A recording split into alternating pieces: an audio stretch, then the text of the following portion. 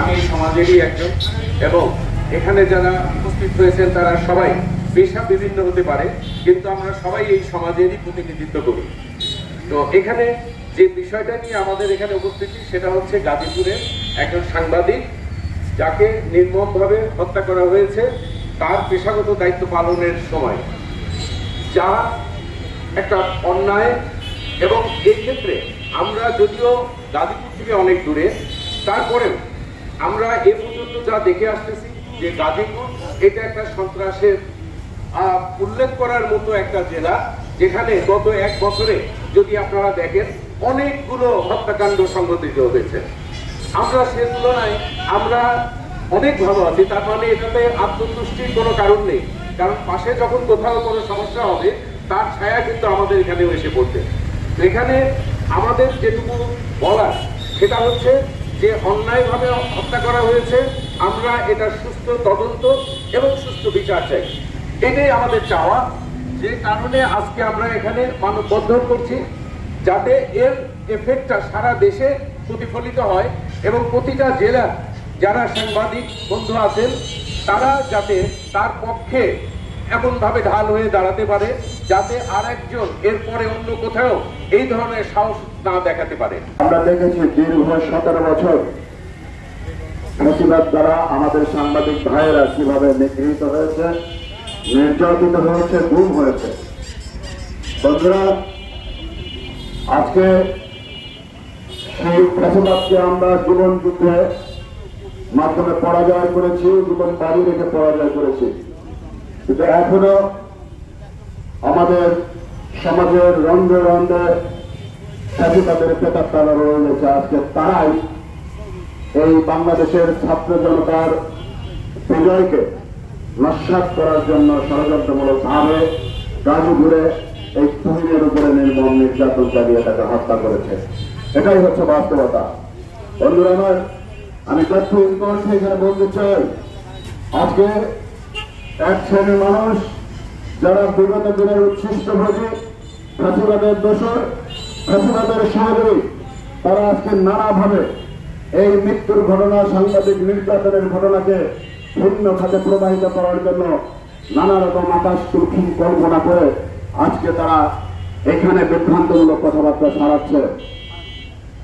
আজকে বিএনপি, ছাত্রদল, যুবদলের ঘাড়ে সারা দেশে নানান অপকর্মের দায়ভার চালানোর চেষ্টা করা হচ্ছে।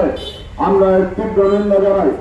আমরা মনে করি বাংলাদেশের সাংবাদিকদের পাশে বিএনপি এবং বিএনপির সকল অঙ্গ সংগঠন সবসময় এই সাংবাদিকদের রক্ষা কমিটি হিসেবে কাজ করেছে। সাংবাদিকদের সকল যৌক্তিক তালিকার পেছনে বিএনপি এবং বিএনপির সকল অঙ্গ সংগঠন পাশে থেকেছে। আমরা আপনাদেরকে বলতে চাই, তেমনিভাবে রাজবাড়িতে সাংবাদিকদের ভাইদের পাশে সাংবাদিক ভাইদের যে কোনো যৌক্তিক এবং ন্যায্য দাবি আদায়ের লক্ষ্যে তাদের যে দাবি দেওয়া, তার পাশে আমরা রাজবাড়ী জেলা বিএনপি রয়েছে। হচ্ছে এটি অত্যন্ত দুঃখজনক ঘটনা। বন্ধুগণ, দীর্ঘ 17 বছর হাসিনা সরকারের বিরুদ্ধে আন্দোলন করে আমরা যে অভিযোগ করেছিলাম, এটা অবশ্যই কামনা। বন্ধুগণ, গত 34 ঘন্টার ব্যবধানে আমরা দেখতে পাচ্ছি হাজারো মানুষের সামনে গাজীপুরের চৌরাস্তায় আমাদের সহকর্মী আবদুজ্জামান দুরুকে প্রকাশ্যে কুপিয়ে হত্যা করা হলো। বন্ধুগণ, শুধু তাই নয়, এই 24 ঘন্টার ব্যবধানে সিলেটে ব্যবসায়ীকে তার ব্যবসা প্রতিষ্ঠানের সামনে প্রকাশ্যে কুপিয়ে হত্যা করা হলো। আমরা কি দেখলাম, মৌলভীবাজারে চালককে তার গাড়ি থেকে নামিয়ে হত্যা করা হলো। বন্ধুগণ, একের পর এক এই নৃশংস ঘটনা ঘটে চলছে। গত 3 দিনে আমরা যদি জরিপ করে দেখি, গত 3 দিনে 5 জনকে হত্যা করা হয়েছে এবং কয়েক হাজার বিভিন্ন অপকর্ম ঘটেছে। বন্ধুগণ, এতে কোনো দেশের জন্য কাম্য হতে পারে না।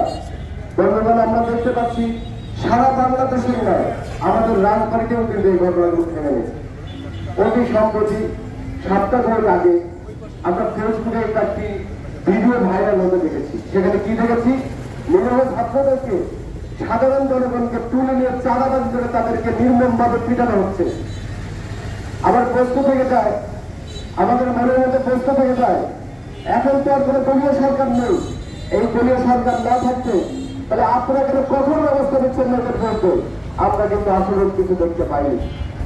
ঠিক বলতে যাচ্ছি একটি কথাই, গাজীপুরে যেমন আসাদুজ্জামান তুহিনকে প্রকাশ্যে কুপিয়ে হত্যা করা হলো, সারা বাংলাদেশে সাংবাদিকদের উপরে নির্যাতন চলছে, আমরা আসলে কোনো রেজাল্ট দেখতে পাচ্ছি না। দৃষ্টান্তমূলক শাস্তির দাবি করছি। সাংবাদিক ভাইরা, আমি একটা কথা বলতে চাই, দীর্ঘ 16 বছর ওই ফ্যাসিস্ট সরকার ক্ষমতায় থাকা অবস্থায় আপনাদের সাংবাদিকদের আপনারা সত্য কথা লেখার অধিকার ছিল না।